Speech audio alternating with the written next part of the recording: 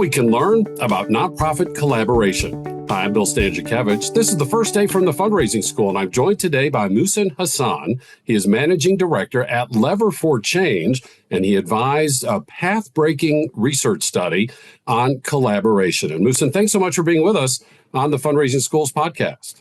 Thanks so much for having me, Bill. Before we get into the details of this particular study, why is collaboration important?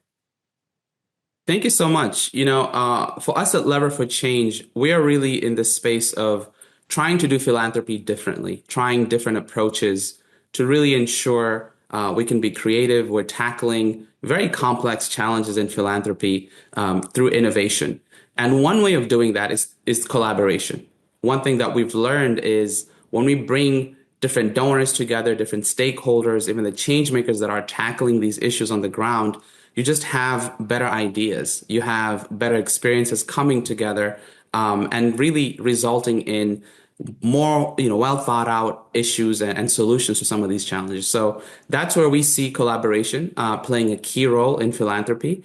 And we always try to advocate for collaboration where it makes sense. And of course, the research shows that collaboration can happen between two or more strong nonprofit organizations. It can fuel stronger fundraising and becomes even more important during times of economic crisis. So there's so many ways in terms of maximizing mission, improving fundraising, becoming more efficient, that collaboration benefits. And you've advised on a very important study that was brought to our attention by our colleagues at the Muslim Philanthropy Institute at the Indiana University Lilly Family School of Philanthropy. Please tell us about this study. Yeah, absolutely. So, the Community Collaboration Initiative that was put together by the Muslim Philanthropy Initiative was really a project to incentivize collaboration among Muslim-led nonprofits. What you see typically in philanthropy is a lot of stakeholders, especially nonprofits, change makers, are usually tackling a lot of issues where there are critical overlap areas. Sometimes even serving the same communities, but you don't just have the opportunities that actually bring these folks together to work together. So this study in many ways was looking to understand why collaboration isn't necessarily happening at the scale that it could be, and then facilitating and offering avenues through which these organizations could actually come together and work together in collaboration. That's why we were excited to be a part of this initiative, and really kudos to Dilnaz, Dr. Sharik, and the team that had the original idea of trying to incentivize collaboration among Muslim-led nonprofits. And I also, in addition to Dilnaz and Shark, want to give a shout out to Muhsin Hassan, our colleague, who is also part of this work. And Muhsin, I want to ask you, so did you look at collaboration locally, nationally, internationally? What was the geographic footprint of this study? Yeah, the geographic footprint of this study, to the best of my knowledge, it was a national effort. There are a lot of Muslim-led nonprofits in the United States serving a variety of communities. So the idea here was to really try to see how can we foster collaboration among these, national and even local entities. So it was really a collection of, I believe, 21 different nonprofits, some operating nationally, others locally, and at various levels. So it was, sometimes within a state. Some organizations actually operated across multiple states, and you had others that were national, where they actually had a presence all across the United States. So what did you learn? What works to foster collaboration? There are a lot of lessons that came out of this. One of the things that, Dr. Sharik and his team, conducted a study after the fact. And there was a white paper that actually resulted from this initiative where you can see a lot of some of the lessons that really could be implemented by others in this space. One of the key things for me, at least from my perspective, was seeing and learning about the importance of, first of all, listening to the community, listening to the needs of these communities, rather than necessarily having such initiatives driven by philanthropists, which tends to be the case. So I think that was one key takeaway, that when we actually listen to communities, there is a yearning for collaboration, and folks have ideas on how to actually go about this. So what was really unique about this initiative was that it allowed for that to happen. It was deliberately and intentionally designed. The study span over 3 years in general. So that itself just shows the level of dedication, but also intentionality that needs to go into such processes to be able to do it well and execute well. When we talk about listening to the community, I go back to my own community development days a couple of jobs ago, and we always used to say, do you pass the zip code test? Meaning the folks who live there or live the experience, live the situation, are the true experts. And it sounds like that's a guiding principle. If nonprofits are going to think about collaborating together, not have it be like their own idea in a meeting room with a whiteboard, but in response to what they're collectively hearing from the people who they serve. Is that correct? Absolutely. That is absolutely correct. And so what else then jumped out from the study as these collaborations were being knit together? What was discovered? A lot of exciting lessons. In my capacity, kind of advising and really working with the selection committee to read these truly innovative proposals that folks put together.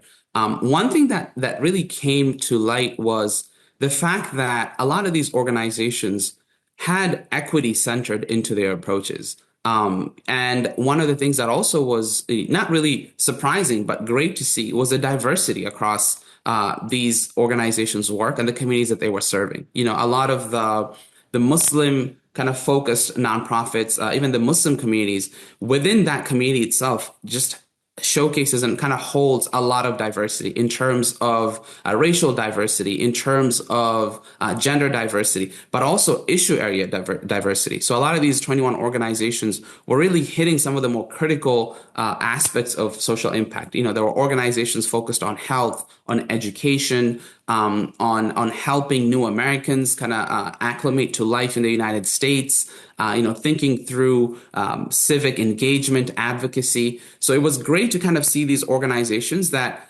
at first glance, seem like they're working in very different causes. But one thing that we saw is through this opportunity, these organizations were able to come together and really think through what are the common threads across our work? What are the common threads in terms of needs that the communities that we're serving have? And how can we actually put together strategies that would be able to tackle all these issues and in many ways make it easier for the people that we're serving and that these organizations are serving to be able to access all these services? Because as you can imagine, if you're a new American, for example, coming to the US, you will have needs on education, trying to navigate the very complicated healthcare system that we have in the US, understanding, the different types of support that you have.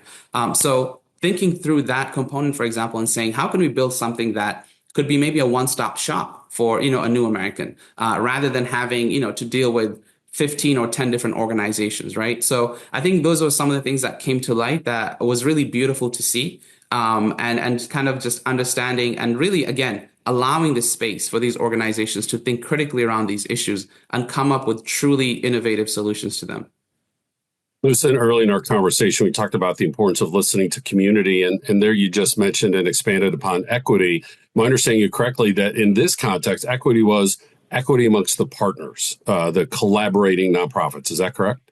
Absolutely. And also equity with respect to donors. I think a lot of times you hear the power dynamic between a donor and a grantee in philanthropy. What was unique about this initiative was that donors, again, were not dictating the model. I think Dilnaz and her team at the WF Fund were really also able to do a fantastic job in bringing other donors who are critical players, especially in the Chicagoland area, into this initiative, right? The Chicago Community Trust was a part of this initiative, and others, and then really bring them to the table such that there could be candid conversations. And for a lot of these organizations, just being able to sit at the table and have very honest conversations with donor partners was transformational. Because again, the way traditional philanthropy is structured, these conversations aren't always necessarily happening. But also when they do happen, they're not happening in such context where it's really coming together as peers. And just having very honest conversations where donors are taking feedback, as well as the grantees also understanding the perspectives of the donors, and then just kind of sharing ideas and thinking through and working out these problems together. So not necessarily donor mandated, but certainly donor voice included as part of this tapestry coming together for effective collaboration. You mentioned there are a couple of intermediary organizations that sounds like they were kind of the hubs that brought all the spokes together to try to, have a collaboration. How important is it? What is that unique role? How essential is it to have an intermediary to try to foster collaborations amongst individual nonprofit organizations? Absolutely. I think it's a critical component of fostering meaningful collaboration. The reality, Bill, is that to do anything well, you require adequate resources and time. And collaboration, if you talk to any organization or a number of organizations, the idea of collaboration, very few organizations will say we're not interested in that. People recognize the utility and benefit of collaborating. But what you often hear is that it takes time. It takes resources to be able to actually even bring folks together, to be able to sit together with donors. So having an intermediary come and say, you know what, we'll do that heavy lifting. We will listen to you all in terms of you as organizations. We'll listen to you all as donors and really try to understand what are the barriers that you are encountering in your work that's not allowing you to collaborate. We all know folks want to collaborate. So how can we actually help achieve that? And an intermediary's role is really that. And in this case, having the CCI team, the Muslim Philanthropy Initiative, the fantastic team that, Dr. Sharik, Dilnaz put together, there's so many people, I cannot really mention all of them, was fantastic because it allowed that to happen seamlessly. So the grantees or these organizations, as well as donors, could just come as they were or as they are. And have these conversations and not really have to worry about, some of the logistical components and the other planning that really has to go behind the scenes. So having an intermediary take that on, but also provide that direction in terms of the frameworks that we're going to employ, setting the agenda and facilitating that conversation was absolutely critical. And playing that servant leadership or assistance leadership role is so crucial. What about, Muhsin, from the nonprofit standpoint? It would be human nature for the most well-intended nonprofit staff person to think, uh-oh, our organization is going to be diminished. Am I going to lose funding from this? Some of the very human nature from very well-intended people. And maybe board members are like, well, we want to do this because it's of the strategic interest. Or maybe a board member says, I don't know, is this going to harm our organization? What came out in the study? And also, what advice do you have for nonprofits who might be having those internal conversations? Absolutely. I think that's a great question. One of the things that we heard and saw is, this exact issue that folks are saying, why should I allocate the time and resources towards this process? Because, one could argue the time that you are spending on this initiative is time that you're not spending executing on your daily mission. And I think one of the things that was a really smart approach, and really, again, kudos to the organizers, is having this grant component to this process, right? So folks are being brought together to work together to explore collaboration on their own terms. And I should mention, there were some organizations at the onset that were part of this initiative, but then throughout the conversations, they realized, you know what, this is not really the right time for us. And they were able to take a step back without any, repercussions, really. These are fantastic organizations, but it was really led by them. And I think this is the great thing about this approach, that input was from all the different stakeholders, and it wasn't donor mandated as we mentioned before. But I think one of the nice things that we had is that there was a grant in place. So there was a real incentive. We were not just bringing folks together for the sake of it, rather asking them to think through, these issues and then come up with ways to actually collaborate. And then there was a fund, there was a grant, and all these organizations ended up receiving something to the tune of $250,000 to really enable them to actually implement the ideas that they had come up with. And I think that was a key piece of this work, and a key lesson. And I would encourage others who are thinking about this to always consider, and kind of have that kind of reward in place where folks are actually being brought together. But then when they kind of conclude the process, there's something to take away that would allow them to actually implement all the lessons that they've kind of gathered in that work, rather than just having folks come together, produce a paper, and then, send them on their way. Many good positive lessons from this study. And Muhsin, I want to ask you, though, kind of conversely, any obstacles, any challenges, and I don't want to use the word negative like it's a big rain cloud, but just any of these possible hurdles that maybe were encountered during the process of collaboration that all of us can learn from. Absolutely. I gave the example of an organization that was part of the process and after some time realized this wasn't the right fit and were able to take a step back. And I think that's something that is a good lesson here, because the reality is there will be barriers, there will be challenges. And in designing a process that fosters or incentivizes collaboration, we have to be very honest about that there will be cases where this isn't maybe the right fit. So how do we engage? How do we allow that space for folks to actually test that out? And I think that was a critical component here because we saw for some organizations it's a lot of time, it's a lot of hard work.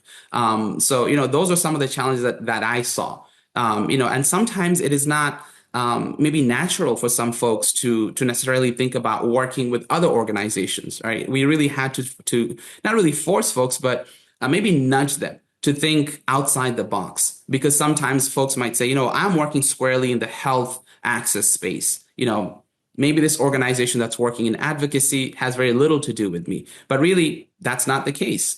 So maybe just encouraging that openness to thinking about the issues that you're tackling from various angles is critical. And I think allowing and designing a process that really allows organizations to do that well is going to be critical to any successful collaborative framework or initiative.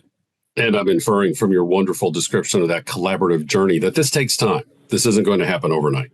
Absolutely. Time is essential, and designing with that in mind is always going to be helpful. Not having to rush the process, but allowing time for folks to actually learn, correct, make adjustments. And at the end of the day, that's what really is going to allow you to come up with a process that makes sense and is really productive and efficient for all parties involved. Muhsin, as we conclude here, I'd like to kind of ask you the final advice that you might have. And what I'm thinking about is this study looks particularly at Muslim-led organizations having an opportunity to collaborate. What advice would you have for nonprofits that are crossing lines of distinction across culture, across religious belief, across nonprofit subsector? You touched on that a little bit in your previous answer, where one might be youth development, another might be food insecurity, another might be workforce development. We can go on. And they're trying to knit themselves together in a collaboration across those lines of distinction. What advice would you have for our friends in the nonprofit sector? No, that's a great question. My advice would be simple, and that is, more often than not, there are common threads across all the different types of issues that nonprofits are tackling.